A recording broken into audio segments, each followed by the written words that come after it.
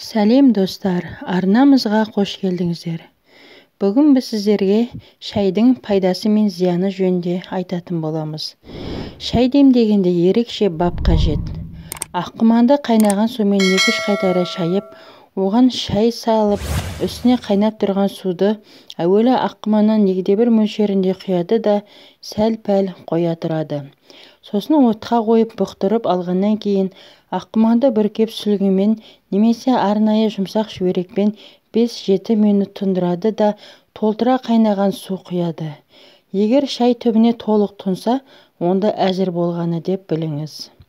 Бұқтырылған шайды қыздырмайды, қайнатпайды және келесі күні шамбасына шай қосып демдемейді. Шайға ас содасын, күйдірілген қантты қоспайды.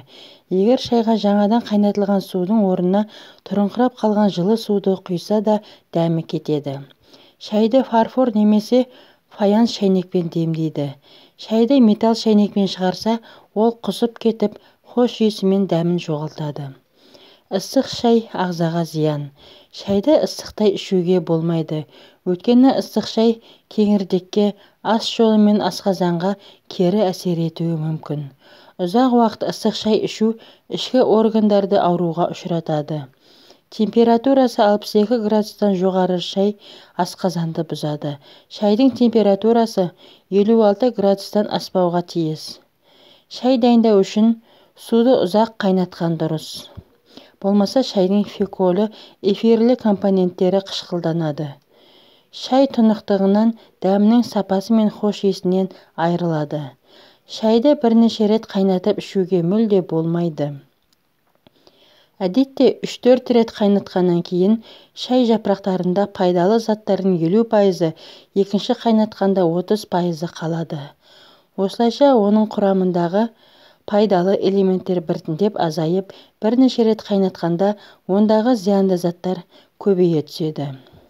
Сондай-ақ бұл сусынды кішкентай шынаяқпен ішу керек. Сонда шайдың керемет дәмін шын мәнінде сезінуге болады екен. Қандай кезде шай ішпейді? Шайды көп ішетін елдер арасында жүргізілген зерттеулерге сүйенсек, адам басына шаққанда әр қазақ жылына 1-2 келі шай ішеді екен. Қазақтардың шайды қалай ішетіні туралы 19 ғасырдың орта шенінде жапондық зерттеуші Киттар қазақтар шай ішкенде уақыт та орын да талғамайды. Кез келген тамақтан бұрын да кейін де іше береді деген екен. Алайда дәрігерлердің кеңесі бойынша оңды-солды шай іше беру денсаулыққа зиян. Аш қарынға суық шай ішпейді. Себебі ол өт пен асқазанға зиян. Керісінше жылы және ыстық шай бойды серпітіп, сананы сейілтеді. Суық шай бүкіл ағзаны тітіркендіреді. Тағамның алдында шай ішпейді. Өйткені шай сілекейді қышқылдандырып, оның дәмін сезінуді қиындатады. Мұндай жағдайда ас қорыту қызметінің протеинді сіңіруі уақытша азайып кетеді. Тамақтан соң бірден шай ішпеген жөн. Ішкіңіз келсе жарты сағат күтіңіз. Өйткені шай құрамындағы танин, протеин мен темірдің қатқылдануы тағам сіңілімділігін төмендете түседі. Дәріні шаймен ішпейді. Себебі шай құрамындағы заттар ыдырағанда пайда болатын таниннің әсерінен дәрі сіңімділігі төмендейді. Шай дәріні бұзады, дейді ежел Қытай ойшылдары. Шайдың 7 түрі бар. Көк шай, жай жапырағының күн көзіне кептірілген түрі. Көк шайдың пайдасы көп. Ол адамды семіртпейді, несеп бөлу мен жүрек бұлшық еттерінің қызметін күшейтеді. Қан қысымын төмендетеді. Адам жанын сергітіп сейілтеді. Сары шай өте сирек кездеседі және шайдың ең қымбат түрі. Жылына 300-600 келі ғана өндіріледі. Бір ғана жерде, яғни Дунтиху өзені ортасындағы аралда өседі. Өте қатқыл, әсері күшті. Дайындау тәсілі қытайлықтар өте құпия ұстайды. Адам қуатын тез арада қалпына келтіреді. Олун шайы жартылай ферментті, ашық түсті.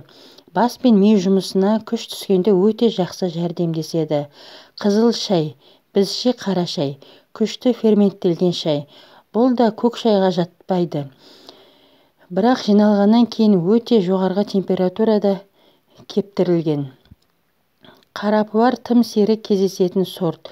Жылына бірнеше келі етіп қана жасайды. Бұл шай кездейсоқ дайындалған. Шай плантациясынан дүкендерге әкелгеннен кейін жаңбыр астында қалып қойып, қатты дымқылданған. Сөйтіп бірнеше жылдар бойы қожайынның қоймасында жатқан.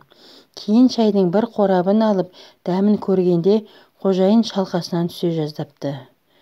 Пувер уақыт өткен сайын бағасы, құндылығы өсіп келе жатқан шайдың жалғыз түрі. Ол шайдың басқа шай түрлерінен әсері өте күшті. Гүлді шай, гүлмен дәмін келтірген жан рахаты үшін ішеді. Сіздермен бірге болған пайдалы ақпараттар арнасы. Келесі видеода кездескенше сау, саламат болыңыздар.